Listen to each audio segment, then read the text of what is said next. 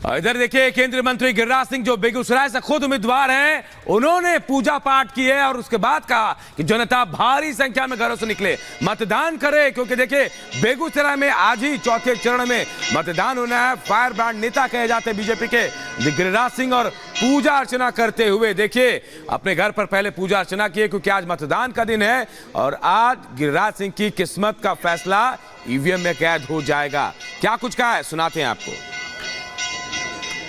ये स्वाभाविक है।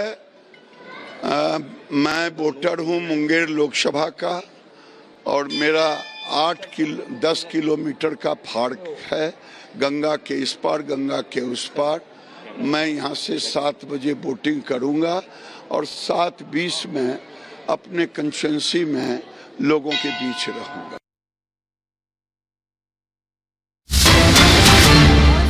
बड़ी खबर आपको बता दें, बड़ी खबर यह कि चौथे चरण के लिए आज मतदान होना है। अब से थोड़ी देर बाद वोटिंग का सिलसिला शुरू होगा। 10 राज्यों की 96 सीटों पर होनी है वोटिंग। सुबह 7 बजे से डाले जाएंगे वोट। 1717 प्रत्याशियों की किस्मत का आज फैसला होना है। कई दिग्गजों की किस्मत दांव पर लगी है। चाहे अखिलेश यादव की बात हो, कन्नौज से चुनावी मैदान में है, बेगूसराय से गिरिराज सिंह, ओवैसी हैदराबाद और माधवी लता बीजेपी की उम्मीदवार लगातार चुनाव को दिलचस्प बनाती हुई नजर आ रही है। इसके अलावा पूर्व क्रिकेटर यूसुफ पठान भी चुनावी मैदान में है, कीर्ति आजाद भी चुनावी मैदान में है। तो वहीं आसनसोल से शत्रुघ्न सिन्हा टीएमसी के उम्मीदवार बनाए गए हैं, जिनकी किस्मत का भी होना है आज फैसला। तो ये कई दिग्गज जिनकी साख का सवाल है चौथे चरण का ये चुनाव। देखिए 2 तस्वीरें मैं आपको दिखा रहा है, चौथे चरण का रण है तो दिग्गजों की किस्मत का फैसला भी होना है। इन 2 तस्वीरों के जरिए हम आपको बता रहे हैं कहां कैसे रण चल रहा है और आज किनकी किस्मत का फैसला होना है। शत्रुघ्न सिन्हा, अखिलेश यादव, कीर्ति आजाद, अर्जुन मुंडा, माधवी लता, ओवैसी, ये तमाम दिग्गज हैं।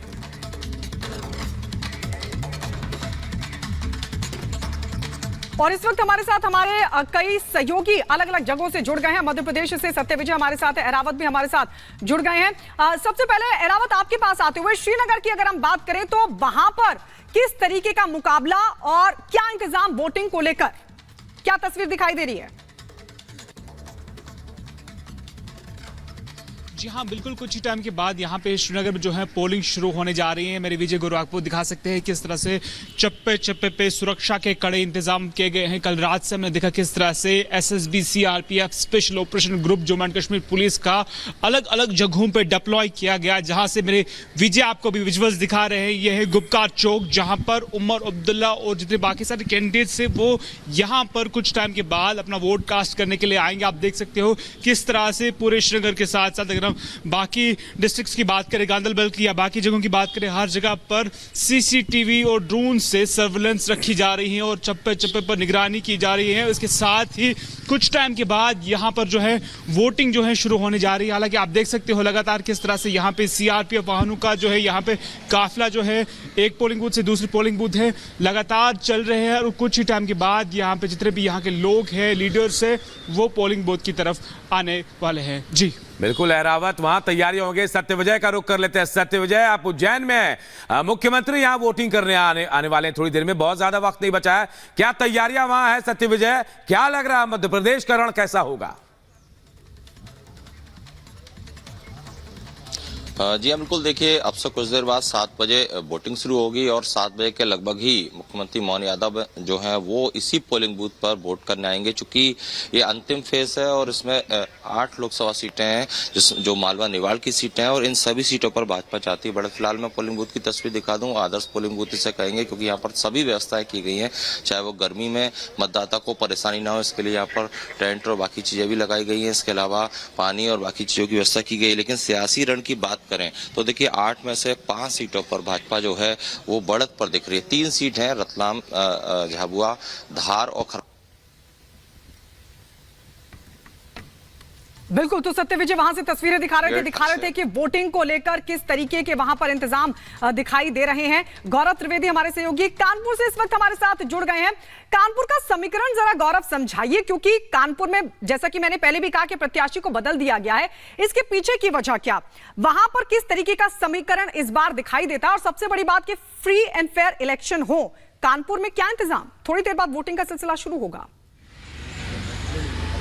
देखिए बिल्कुल आपको तस्वीरें अगर दिखाएं तो इस वक्त हम मौजूद हैं जिसको सजाया गया है साफ तौर पे। अब से कुछ ही देर बाद यहाँ पर जो मतदान है वो शुरू होगा। लेकिन अगर कानपुर के समीकरण की बात की जाए तो यहाँ पर साफ तौर पर सज्जन पचौरी जो थे उनकी ये सीट थी, लेकिन एज फैक्टर को देखते हुए जो टिकट थी वो उसमें बदलाव किया गया और साफ तौर पर इस बार कानपुर से एक नए प्रत्याशी रमेश अवस्थी, उनको यहाँ से बीजेपी ने साफ तौर पर अपना उम्मीदवार बनाया। उनको लेकर के आपको बता दें खुद पीएम ने रोड शो भी किया था, क्योंकि कहीं ना कहीं जो फाइट है वो कांटे की मानी जा रही, जिसके चलते खुद पीएम कानपुर आए थे। और वहीं इतना ही नहीं, एनडीए गठबंधन की बात की जाए तो अखिलेश और राहुल गांधी दोनों कानपुर आए थे, उन्होंने जनसभा भी करी थी और काफी देर तक मंच पर थे, लोगों को काफी यहाँ पर भाषण भी दिया गया। क्योंकि बता दें कहीं ना कहीं ये फाइट जो है काफी कांटे की मानी जा रही दोनों के बीच, क्योंकि चूंकि जिस तरह से रमेश अवस्थी को शुरुआती तौर पर कानपुर में फेस करना पड़ा कि वो बाहर से आए हुए यहाँ पर कैंडिडेट थे, जिनको लेकर के काफी जो चर्चाएं थी वो रही। लेकिन फिर भी आपको बता दें जो रमेश अवस्थी है वो कानपुर के ही रहने वाले हैं और आपको बता दें जो बीजेपी है साफ तौर पर उनको यहाँ से उम्मीदवार के तौर पर उतारा तो है, लेकिन कहीं ना कहीं जो तमाम दिग्गज नेता थे उनको काफी कड़ी मशक्कत और मेहनत करनी पड़ी। चूंकि रमेश अवस्थी का कोई पॉलिटिकल बहुत तगड़ा बैकग्राउंड नहीं था, वो एक साफ तौर पर वरिष्ठ पत्रकार के रूप में थे। लेकिन वही बात की जाए अगर आलोक मिश्रा की, तो आलोक मिश्रा कांग्रेस से यहाँ से कई बार चुनाव जो है वो लड़ चुके हैं। बिल्कुल गौरव, आप नजर बनाए रखिए, थोड़ी देर बाद यहाँ जब लोग पहुंचेंगे तब भी आप तमाम दिग्गजों के पास पहुंचेंगे और मध्य प्रदेश से लेके तमाम जो मध्य प्रदेश कश्मीर से लेके जो कानपुर है वहां का भी हाल जानेंगे। बहुत बहुत शुक्रिया आप तमाम लोगों का। फिलहाल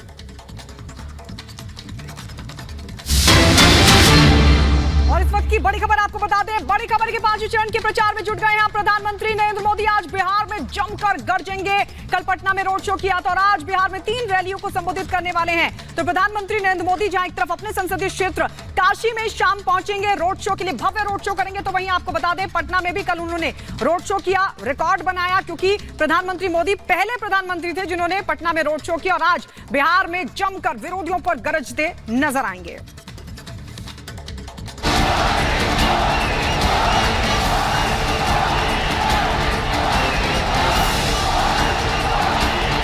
न मुझे किसी ने भेजा है न मैं यहाँ आया हूँ, मुझे तो माँ गंगा ने बुलाया है।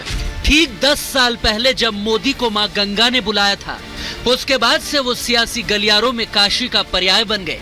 एक बार फिर मोदी काशी आ रहे हैं, जीत की हैट्रिक लगाने।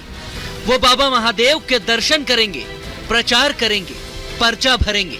चौथे चरण का जब देश में मतदान है, तब मोदी अपने संसदीय क्षेत्र से एक बार फिर चुनावी रण में उतरने वाले हैं, जहां से लक्ष्य साधेंगे 400 पार का। अब की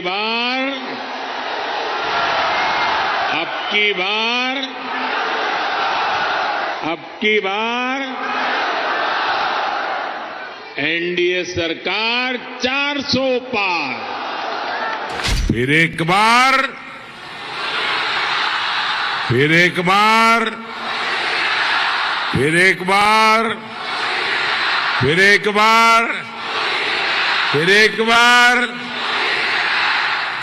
अब की बार मोदी सरकार से 2014 में शुरू हुआ सफर अब तीसरी बार मोदी सरकार तक आ चुका है। वाराणसी में नामांकन से पहले पीएम मोदी 14 मई की सुबह 80 घाट पर जाएंगे। कई दिनों से बीजेपी इस मेगा शो की प्लानिंग और कामकाज में लगी है।